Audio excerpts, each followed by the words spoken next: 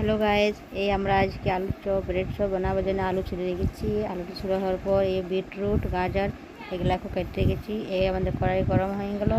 এবারে কড়াইয়ে তেল দেওয়া হলো। তেল গরম হওয়ার পর এই ওটাতে বাদামটা প্রথমে ভেজে নিয়ে উঠে নিলাম। বাদামটা ভেজে পরে লাল করে একটু ভেজে পরে ওকে উঠাই নেব। এই বাদামটা আমাদের লেড়ে ভালো করে হয়ে গেল। বাদামটা উঠায় রেখে নিয়েছি।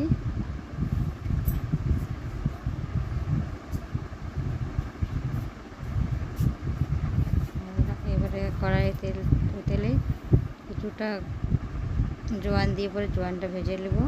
জোয়ান ভেজে পরে আদা রসুন লঙ্কা বাটা ওগুলোকে ভালো করে ভাজিয়ে নেব। ভাজা হয়ে যাবে তখন ওটাতে একটুকু হলুদ দিয়ে পরে হলুদটা ভালো করে নেব, মাখিয়ে মশলাটা ভালো করে বানিয়ে নেব।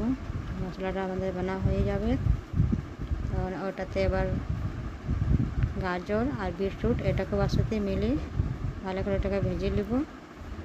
এটা ভেজা হয়ে গেলো। এবারে আলু সেদ্ধ আলুগুলো সব দিয়ে ওটাতে সেদ্ধ আলুকে ভালো করে ওর সঙ্গে মিক্স করে নেব। আলুটা ভালো করে নেড়ে চেড়ে ভালো করে মশলাটা ওর সঙ্গে মিক্স করে পরে আলুটাকে ভালো করে মিক্স করে পেস্টটা করে নেব। তারপর ওটাতে বিটরুট দিয়ে একটু বিটরুটটা তার জন্য দেওয়া হয়েছে যে সে মশলাটা একটু লাল হবে, তার জন্য বিটরুটটা দেওয়া হয়েছে। এই আমাদের মশলাটা হয়ে গেল। এই মশলাটা হওয়ার পরে ভাজা বাদামটা দিয়ে দেবো। বাদাম দিয়ে পরে ভালো করে নেড়ে চেড়ে এবার আমরা ভালো করে আলুটাকে মিক্স করে আর নামিয়ে নেব। নামা হয়ে যাবে। আর ওপর থেকে মিট মশলা দিয়ে আর আলুটাকে ভালো করে ওপর থেকে নুন দিয়ে নুন দিলাম। আর নুন দেওয়া হয়ে গেল। এবারে নুন দেওয়ার পর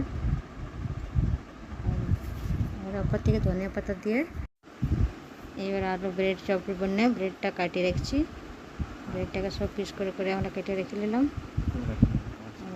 হয়ে গেল কাটা আমাদের। তারপরে আমরা একটা আলু দিয়ে করে ব্রেড চপটা ভালো করে বানিয়ে রাখলাম। আর এবার চপের জন্য আলুটাকে গোল করে রাখা হচ্ছে, কেন আলু চপও হবে আর ব্রেড চপও হবে, তার জন্য আলুটাকে গোল গোল করে রেখে দিচ্ছি। আর এবারে বেসন জন্য বেসনটাকে খুলছি, প্যাকেটটা খুলে এবারে বেসনকে আমরা ভালো করে তৈরি করব। তারপরে খাবার সোডা আর নুন দিয়ে পরে বেসনটা ভালো করে ওকে ছেনে পরে ভালো করে পেস্ট বানিয়ে নিলাম। পেস্ট বানা হয়ে গেল। পেস্ট বানা হওয়ার পর এবারে কড়াই গরম হয়ে গেছে। কড়াই তেল দিয়ে তেলকে গরম করতে দিলাম। গরম এবারে আলু দিয়ে পরে বেসনটা আলু দিয়ে আর এইও আমাদের চপ বানাচ্ছি। আলু ছাড়া হলো। এবারে দেখো আমাদের চপটা কেমন বনে গরম গরম। এইও এটা আমাদের চপ রেডি। এইও আবার চাটনির জন্যে ধনেপাতা রসুন লঙ্কা আর ওপর থেকে কিছুটা ধনেপাতা দিয়ে ওকে পেস্ট বানা হচ্ছে চাটনির জন্যে। যখন হয়ে গেলো পেস্ট করা, ওপর থেকে কিছুটা দই দিয়ে পরে আর আরেকবার পেস্ট করা হচ্ছে। আর একটুকু জল দেওয়া হচ্ছে পেস্টটা বেশি গাঢ় না হয়, তার জন্য ওটাতে হয়ে গেলো আমাদের রেডি চপ। আর দেখো